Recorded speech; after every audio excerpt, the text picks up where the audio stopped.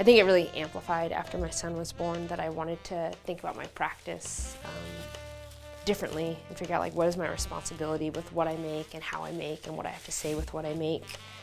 I mean, I was originally trying to like clean up my neighborhood and I was like collecting plastic and I just felt weird like throwing it away.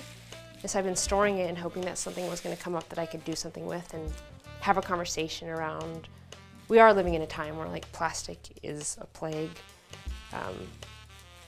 And Passover is a time where we're reflecting on our memories and the stories of our ancestors in a way of reminding us that like we once were slaves and we were free, that we can overcome like the different plagues of our time. And so it made sense to me that like that could be a perfect stage for this conversation. It could be a conversation piece of like, how do we really need to change the ways we live and the ways we celebrate and the ways we gather so that we're thinking about the future as well.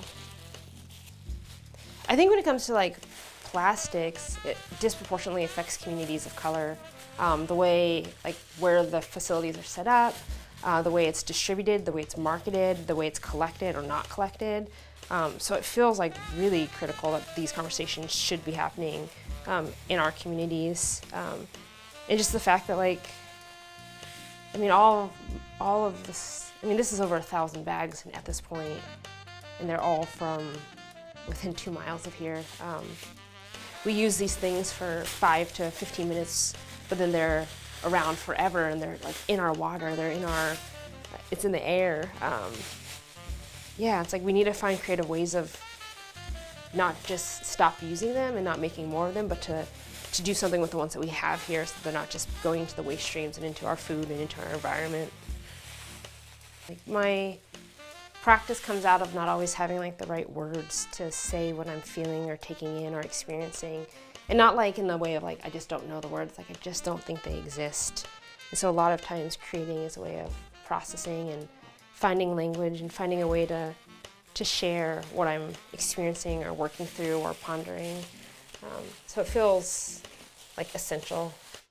I really want people to like get to know who I am and what I care about. And so I think being able to create work that I can share with people allows me to have that conversation in a more natural way and to be in community and figure out how we can, I don't know, expand what it means to be Jewish or what it means to like look Jewish.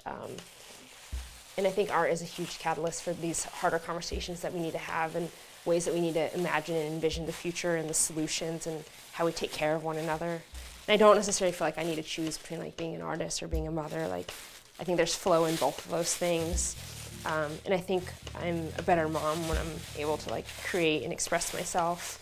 I think it's pretty incredible to be like part of a larger series of works that are talking about the times that we're living in and the different causes and connecting them with Jewish artists to be able to highlight and amplify the message. And the fact that like Canvas is creating this like constellation of creatives is like pretty special.